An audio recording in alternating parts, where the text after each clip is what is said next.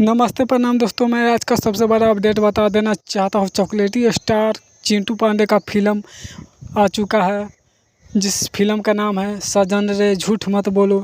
दोस्तों, ये फिल्म कौन सा वेबसाइट पे आया हुआ है, तो आप लोग अभी नहीं देखे हैं तो जाके डाउनलोड करके देख सकते हैं।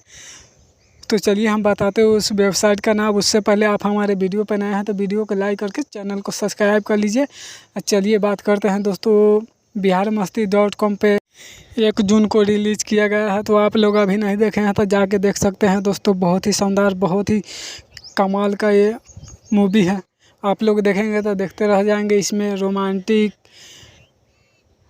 एक्शन, कहानी यानी हर एक चीज़ से भरपूर ये मूवी आप लोगों को देखने के तौर पे मिलेगा। तो दोस्तों, आप लोग नहीं देखें तो जाके देखिए और बाद में कमेंट करके कमेंट बॉक्स में बताइएगा कि ये मूवी कैसा लगा देखने के बाद में। जब तक के लिए रखते हैं जय हिंद, जय भोजपुरी। मिलते हैं अगले वीडियो में।